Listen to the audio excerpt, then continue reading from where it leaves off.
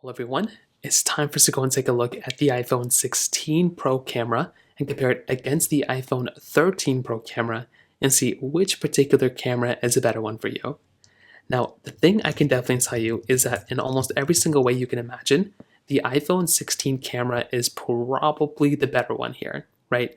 It's going to be giving you better capability, more frames per second you can film, and it's going to be the better one in almost every single way. But the 13 Pro, for it being a 2021 flagship, this phone was 3 years old as of this point. That phone is still, I would say, holding up fairly well. I already compared it. You'll kind of see what I'm talking about. And the 13 Pro was just the iPhone I was just using. So I went from a 13 Pro to a 15 Pro, and now I'm going to be switching over to my 16 Pro. And I genuinely look at my iPhone 13 Pro, and I still think this is a very, very interesting phone because of this camera. Now, they're both triple camera setups, so they're both wide ultra-wide telephoto lenses. And to give you just quick synopsis of both, the megapixel counts on the iPhone 16 Pro is higher. So we're going from 12 megapixels on the iPhone 13 Pro to 48 megapixels on the iPhone 16 Pro. So that is kind of a pretty big jump for a majority of lens. Now on top of that, you're basically getting 48 megapixel macro photography as well. I don't really like macro photography, but you are getting that here. The iPhone 13 Pro could film up to 4K at 60 on the front and the back, where the iPhone 16 Pro can film 4K resolution video at 120 frames per second on the back side of that particular camera. So that is a pretty big jump. Now it's not 8K or anything, but that is a bigger jump here. You're also getting spatial photos and videos on the 16 Pro. Another thing is the zooming in and zooming out. So you're getting 3x optical zoom on the iPhone 13 Pro, where the iPhone 16 Pro gets up to 5x. So you can imagine if you're scrolling at the bottom, if you're using that scrolling wheel at the bottom, you can do it like basically up to 15x zoom on the iPhone 13 Pro, where on the iPhone 16 Pro it's like the 25x. So that is a slight difference. Beyond just the resolution and everything like that, another big thing is that the iPhone 16 Pro does actually give you a dedicated camera button. Now, me personally, I don't think it's really even that big of a deal, but you do have the capability of like holding it down for photos and videos and doing all those other things too with that particular phone. So now that we have kind of a layout, I will go ahead and start showing my display. Now on the left side right here, these are my iPhone 13 Pro videos right here, or photos, and the right side is the iPhone 16 Pro. Now I can already kind of tell some differences immediately as soon as I open up both of these. So if we go and kind of zoom into this particular thing, and the way this camera comparison worked, I took these photos at the same exact time. I tapped to focus on both, and I tried to take the best photo I could, but these weren't edited at all. So I can see automatically my iPhone 16 Pro did kind of do a pretty good job at kind of keeping this particular thing a little bit more brighter, like whatever this piece of wood is. The 13 Pro looks a little bit more dull. That's kind of one thing I did notice with my 13 Pros. But one interesting thing is if you take a look at the back side, the back of the iPhone 13 Pro photo, it looks good, but the 16 Pro did a really good job of kind of blurring out that background. I think it looks a lot nicer on the 16 Pro, the fact that this is all blurred out.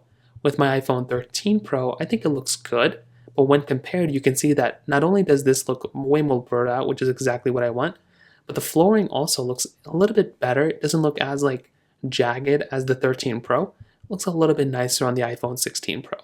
I wouldn't go and upgrade to the 16 Pro just because of that, but that was one thing I did notice here. However, if you kind of look at this side right here, looks like the 16 Pro is a little bit out of focus here. Not too sure why. I feel like I wanted that in focus. So the 13 Pro did a little bit better job but otherwise the 16 Pro did way better. Now this next one is just of this photo. Now, this flower looks really good on both. Interestingly enough, when we start kind of zooming into these particular things right here, I think the 16 Pro had a really weird job of focusing in on this flower. This is what I was trying to focus in on, but you can see it wouldn't focus in on this, but it would focus in on this flower right there.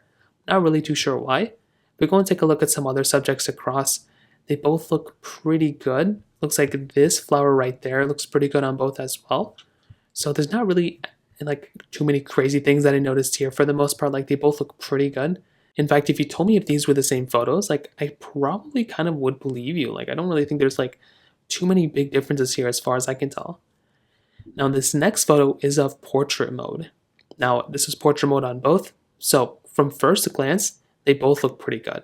But I'm already noticing a few things the 16 Pro kind of just does weird a little bit. So if we go and start taking a look at the top left, you can see that portrait mode on both looks pretty good. There's not really too many issues here. This eye on the iPhone 6 on the 13 Pro, like this dog's eye, looks actually kind of a little bit nicer here. Looks a little bit kind of washed out. The 13 Pro did a better job at kind of keeping it in focus. If we go and kind of take a look at it on the right side, the 16 Pro did this thing right here where it's like trying to I don't know what it is, right? There's like a little piece of like a white cloth or cotton sticking out. But for some reason, the 16 Pro highlighted it like crazy there. Not too sure why. The background also looks a little bit more blurred out on the 13 Pro, which is kind of interesting. Scrolling back down, one thing that I did notice is this dog tag right here. This is something that I noticed with a lot of 16 Pro photos. It blurs out random things sometimes. This technically should not be blurred out, I don't think, right? I'll take your guys' word for it, but I feel like this should still be in focus, right? Like the 13 Pro did, like it doesn't have to be insanely in focus like the dog's face, but keep it a little bit in focus.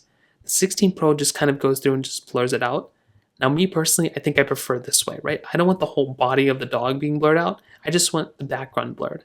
So maybe it confuses this with the background, or maybe that's what it's supposed to be. But I want to hear your thoughts about that because I've been kind of saying that in some videos and I don't know if it's, that's kind of what I'm thinking. Also, the dog's foot, look again, blurred out a little bit on the 16 Pro, in focus more on the 13 Pro. So that right there's another kind of interesting thing kind of going on there as well.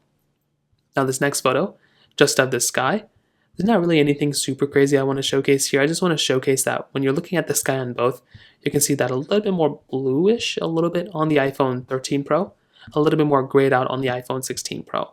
In person, I'll probably say it looked more like the 16 Pro to be honest, but I think the 13 Pro still looks pretty good. So this one was just a quick one. Now this next one is interesting because once again, the 13 Pro does this thing where it likes darkening out a lot of aspects of the photo, where the 16 Pro likes to kind of, lighten up specific subjects. So here you can see that the 13 Pro background looks a lot more darkened. And again, these were taken the exact same time basically.